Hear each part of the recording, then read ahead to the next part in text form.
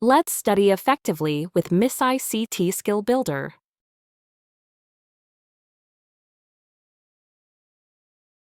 Imagine rolling a 10-sided die 100,000 times by hand.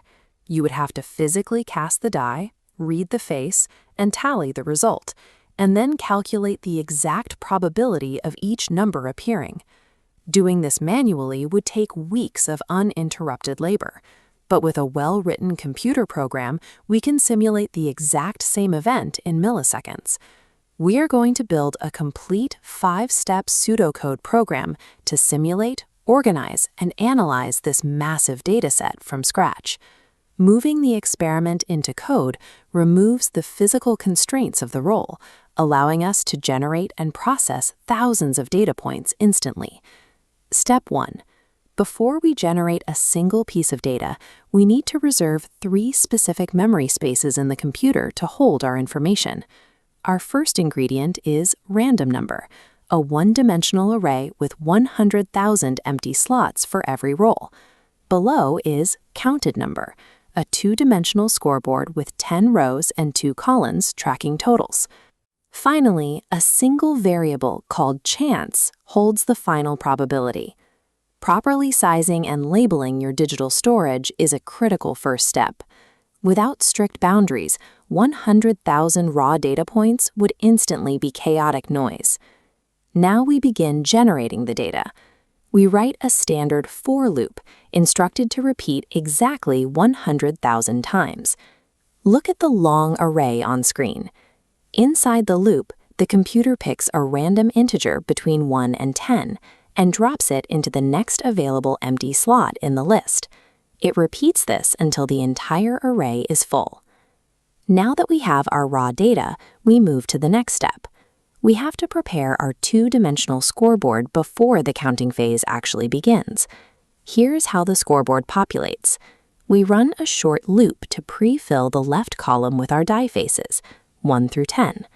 Crucially, we also explicitly set every single tally in the right column to 0.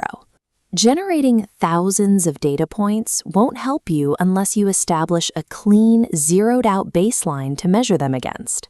For our third step, we need to scan all 100,000 results we just generated and check them against our clean scoreboard.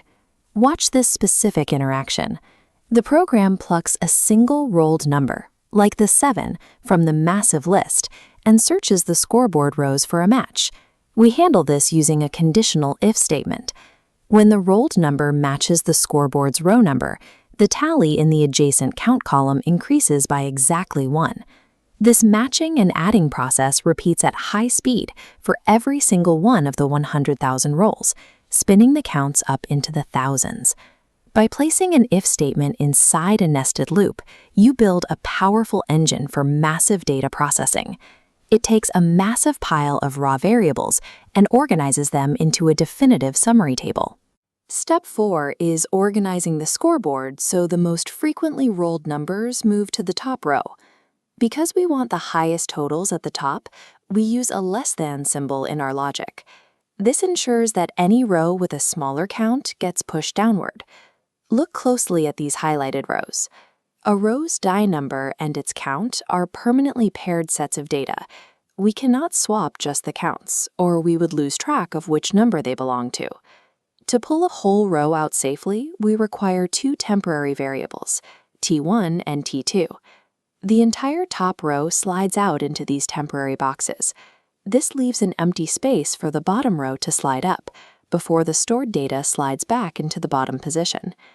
This swapping process loops continually, sweeping through the table until the algorithm completes a full pass without detecting any rows left out of order. When sorting multi-dimensional data, you have to protect the relationship between an identifier and its value. If you swap without using temporary variables, you overwrite the data and corrupt the entire table. Our final phase, step 5, is calculating the statistical chance of each outcome occurring based on our newly sorted totals.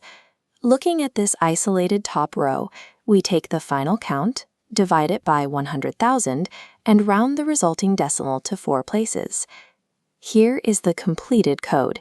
This interface displays the fully assembled, cleanly commented 5-step pseudocode script that executes everything we just built. And when we run it, the terminal renders the final text output. It prints the die number, the exact frequency, and the final probability, sorted directly from the highest chance to the lowest. Apply this logic to new scenarios. Simulate a standard 6-sided die, or process 1,000,000 rolls instead of 100,000. The sequence of generating raw data, tallying it into a table, and sorting the results provides the logic needed to organize any simulation involving large amounts of data. Thanks for watching. If this helped you clear up the concept, hit that like button and share it with a friend who might be struggling with it too. Let's build those skills together.